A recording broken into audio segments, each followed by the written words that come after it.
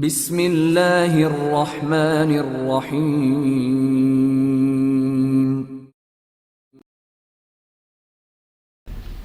ہلاکت خیز عمران سیریز، مصنف ابن صفی۔ اس بار اسے خواب نہیں دیکھا تھا، بس بیدار ہو گیا تھا۔ کسی طرح اور فوری طور پر احساس ہوا تھا کہ وہ سوتے سے جاگا ہے۔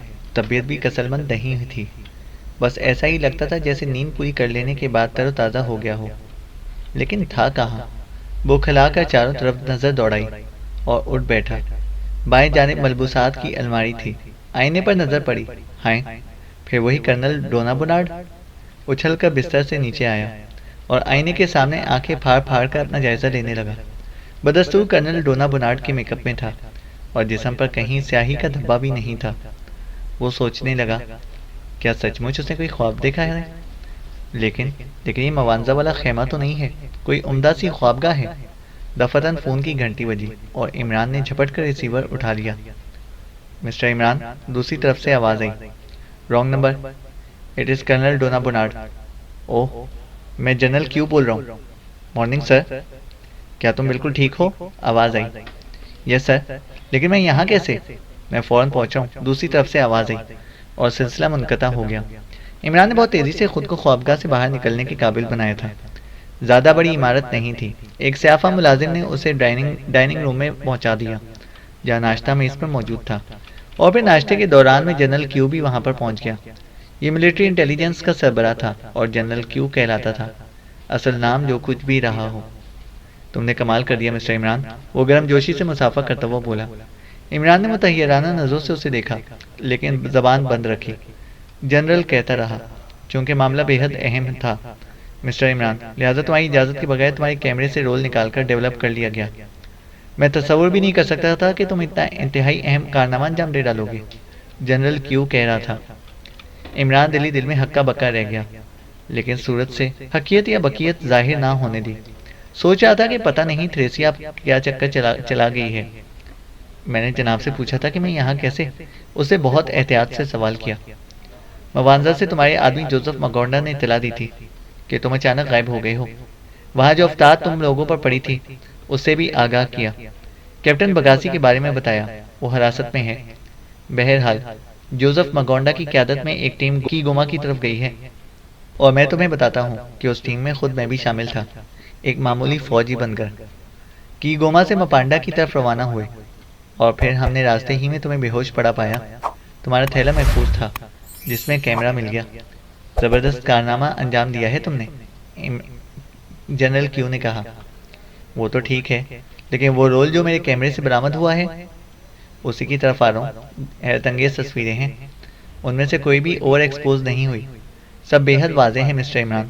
تم نے ایک زبردست کارنامہ انجام دیا ہے، لیکن افسوس ہم انہیں سمجھنے سے قاصر ہیں۔ تم ہی ان کے سلسلے میں ہماری مدد کرو، جنرل کیو بولا۔ کیا تصویریں اس وقت موجود ہیں آپ کے پاس؟ عمران نے پوچھا۔ کیوں نہیں؟ جنرل اپنا بریف کیس کھولتا ہوا بولا۔ اس میں سے ایک لفافہ نکال کر عمران کی طرف بڑھا دیا۔ یہ متعدد تصویریں تھیں۔ اس میں وہ منظر بھی تھا جب دھاری دار آدمی ہاتھی کو گرا دینے کی کوشش کر رہا تھا۔ دوسرے کارڈ میں وہ اسے گرا کر اس کے جبڑے چیر رہا تھا۔ تیسرے کارڈ میں جنگلی گرے ہوئے ہاتھی کا گوشت کاٹ رہے تھے۔ پھر ہلاکت خیز بین براعظمی میزائلوں کے نظام کی تصاویر کا سلسلہ تھا۔ کچھ دشوار گزار راستوں کی تصویریں تھیں۔ عمران آنکھیں مل مل کر انہیں دیکھتا رہا۔ جنرل کھنکار کر بولا، یہ ہلاکت خیز منصوبہ کیا بلا ہے؟ بین براعظمی میزائلوں کا نظام، یہ میزائل ہلاکو کہلاتے ہیں۔ پورا منصوبہ 150 میزائلوں پر مشتمل ہے، اور دنیا کے ملکوں کے سارے اہم شہر اس نظام کی زد پر ہیں۔ یعنی آپ کے ملک کے ایک حصے سے ساری دنیا کے خلاف جارحیت کا ارتکاب ہو سکتا ہے، عمران نے کہا۔ خدا کی پناہ، تب تو جلدی کرو، جنرل نے کہا۔ میں جلدی کروں؟ عمران ہکلا کر پوچھا۔ ہاں، تمہارے علاوہ اور کون ہمیں وہاں تک پہنچا سکے گا؟ پہلے ہم اس معاملے کو محض معمولی سی شرپسندی کا مظاہرہ سمجھتے تھے، لیکن اب تو جنرل نے کہنا چاہا۔ جناب عالی، میرے فرشتے بھی آپ کو وہاں تک نہیں پہنچا سکیں گے۔ بلا شبہ میں نے یہ سب کچھ دیکھا ہے، لیکن قسم کھانے کو تیار ہوں کہ اس وقت میرے پاس کوئی کیمرہ نہیں تھا، عمران نے کہا۔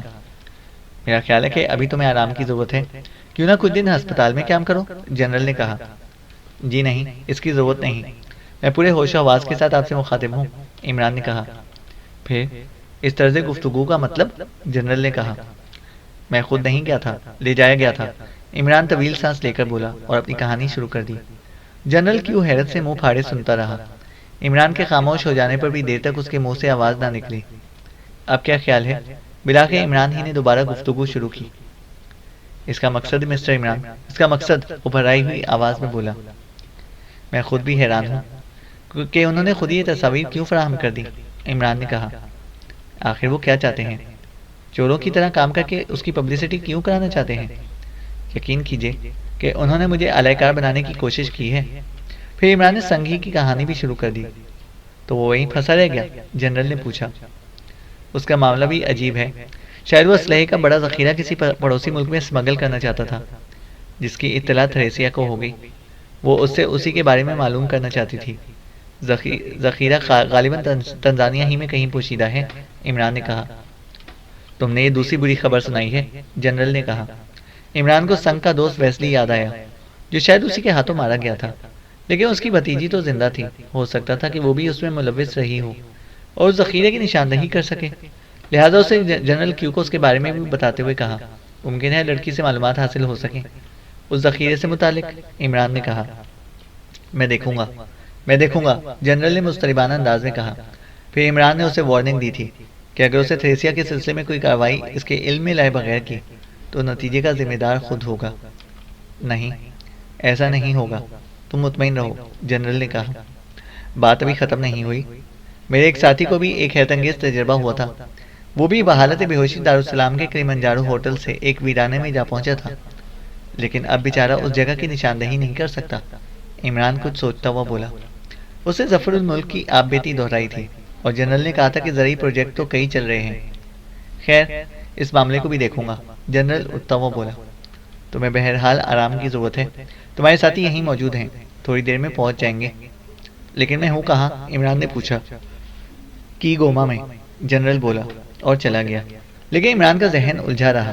اس کی خواہش تھی کہ اس کے ماتحت جلد از جلد اس تک پہنچ جائیں۔ جنرل کی یقین دہانی کے مطابق وہ آدھے گھنٹے کے اندر ہی اندر وہاں پہنچ گئے۔ جولیا کا چہرہ ستا ہوا تھا اور آنکھیں متورم تھیں۔ جیمسن بدستور امریکی نیگرو بنا ہوا تھا۔ کہاں غائب ہو گئے تھے باس؟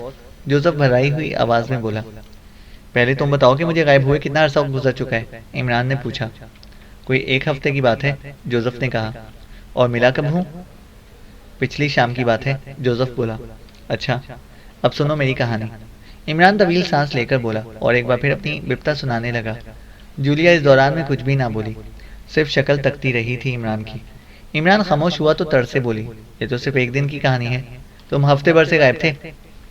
میں نہیں جانتا کہ بقیہ 6 دن کہاں اور کیسے گزارے، عمران نے کہا۔ میں یقین نہیں کر سکتی، جولیا بولی۔ عمران سنی انسنی کر کے جوزف سے بولا، اب تم بتاؤ کہ تم لوگوں کو ہوش کس طرح آیا تھا؟ ارے باس، اکیلے ہم ہی نہیں تھے، وہاں تو سینکڑوں آدمی بے ہوش ہوئے تھے۔ کم از کم خیموں کے سارے ہی باشندوں پر یہی گزری تھی، اور ہوش میں آنے کے بعد سبھی ان لوگوں کو گالیاں دے رہے تھے جنہوں نے اطلاع دی بغیر مچھر مار دوار چھڑکی تھی۔ میں تو سمجھا تھا کہ تم ہم سے پہلے ہی ہوش میں آ کر کسی طرف نکل کھڑے ہوئے ہو، جوزف نے کہا۔ بعد میں تو حکام نے معلوم کر ہی لیا ہوگا کہ یہ کس کی حرکت تھی، عمران نے کہا۔ نہیں باس، آج تک معلوم نہیں ہو سکا۔ موانزہ کی انتظامیہ نے سرے سے انکار کر دیا تھا کہ وہ اس کی ذمہ دار ہے، جوزف نے کہا۔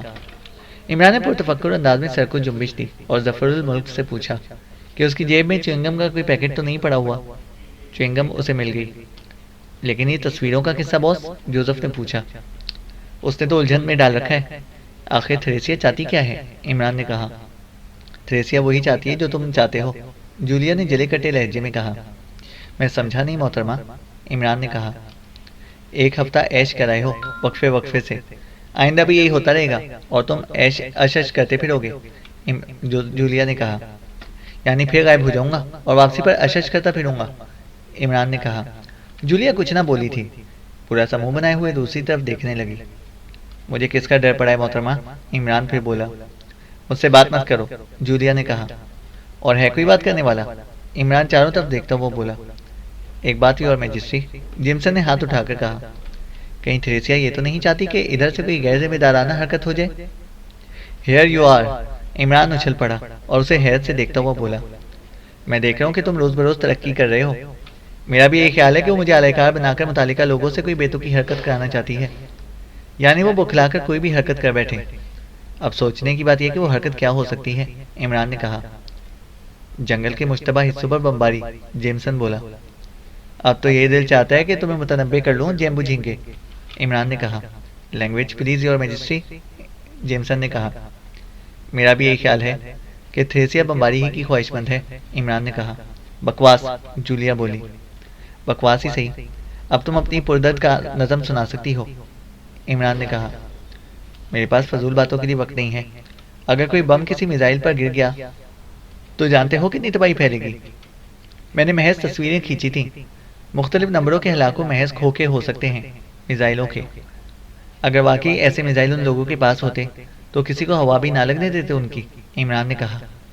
واقعی یہ سوچنے کی بات ہے، ظفر الملک سر ہلا کر بولا. پھر وہ سوچتے ہی رہ گئے تھے اور کوئی کچھ نہ بولا تھا. شام کو جنرل پھر آیا، بہت زیادہ پریشان نظر آ رہا تھا. خطرہ مول لینا ہی پڑے گا، اس نے کہا.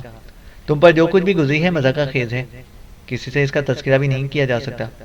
اپنے طور پر کچھ کر لینے سے پہلے ہم ان ممالک سے رجوع نہیں کر سکتے جن کے ناموں کے براعظمی میزائل ان تصاویر میں موجود ہیں، جنرل نے کہا.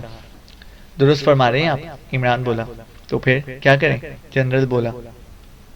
یہی تو سمجھ میں نہیں آ رہا، عمران نے کہا. جنگل کے بعض حصے ایسے ہیں جن سے گزر کر جھیل کے کنارے تک پہنچنا ناممکن ہے. آج تک مہذب دنیا کے کسی فرد کا گزر ادھر سے نہیں ہوا، لہٰذا میں رد عمل دیکھنے کے لیے جنگل کے مشکوک حصوں پر بمباری کراؤں گا، جنرل نے کہا. عمران طویل سانس لے کر رہ گیا، کچھ بولا نہیں. پھر جنرل نے اپنے اس خیال کے بارے میں ان کی رائے طلب کی.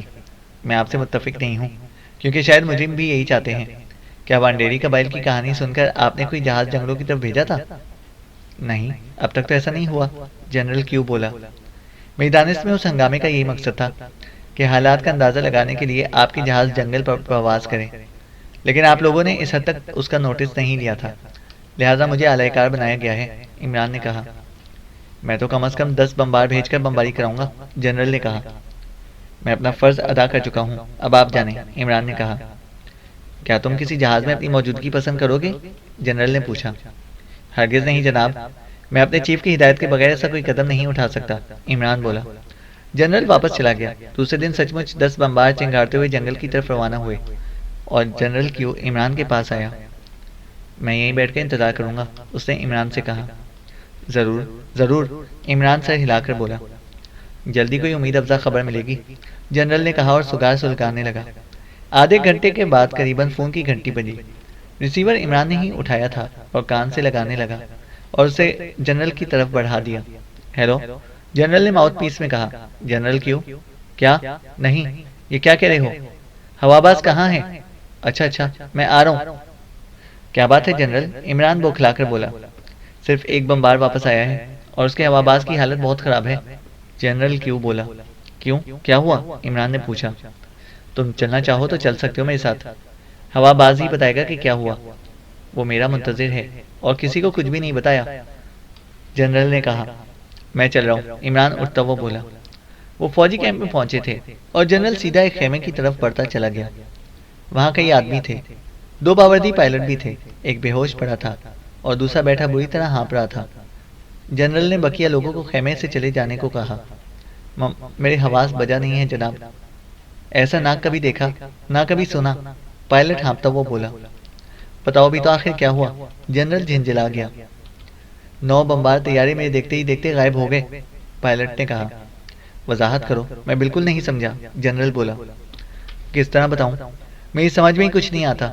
بس ایسا لگا تھا جیسے ایک ایک کر کے سارے طیارے ہوا میں تحلیل ہو گئے ہوں. نہ کسی قسم کی آواز ہوئی اور نہ ان کے ٹکڑے فضا میں بکھر کر زمین تک پہنچے، پائلٹ نے کہا. میرے کچھ پلے نہیں پڑا، جنرل بولا. بس جناب، وہ 9 عدد طیارے اسی طرح غائب ہو گئے. جنرل نے عمران کی طرف دیکھا اور عمران سر ہلا کر بولا. میں آپ سے پہلے ہی کہہ رہا تھا کہ اس قسم کا کوئی خطرہ مول نہ لیجیے. وہ لوگ بے حد چالاک ہیں، ان کے پاس ضائع کرنے کے لیے جہاز نہ ہوں گے، اس لیے اپنا کوئی جدید ترین حربہ آپ کی جہازوں پر آزمایا ہے. گویا اس حربے کے سلسلے میں ان کا تجربہ کامیاب رہا. وہ کوئی بے حد تباہ کن شعاع بنا لینے میں کامیاب ہو گئے ہیں. ایسی شعاع جو ہر ٹھوس چیز کو ذرات میں تبدیل کر دیتی ہے، نہ دھماکہ ہوتا ہے اور نہ اس کے ٹکڑے زمین پر گرتے ہیں۔ یہ ہوا اصلی پروجیکٹ ہلاکت خیز۔ اب ہوائی جہاز اور میزائل اسی طرح اوپر تباہ کر دیے جایا کریں گے، ان کا ملبہ زمین پر نہیں گرا کرے گا۔ عمران نے کہا۔ مگر اب میں کیا کروں؟ جنرل میز پر ہاتھ مار کر بولا۔ بڑی طاقتوں کے نمائندوں کی میٹنگ طلب کر کے اس معاملے کو ان کے سامنے رکھیے، اپنی ذمہ داری پر کوئی قدم ہرگز نہ اٹھائیے۔ عمران نے کہا۔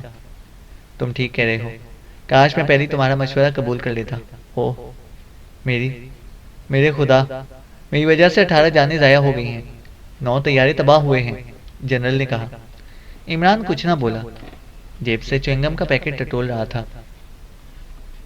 چینل کو سبسکرائب کریں اور بیل آئیکن کو پریس کریں تاکہ ہماری ہر اپڈیٹ آپ کو بر وقت مل سکے۔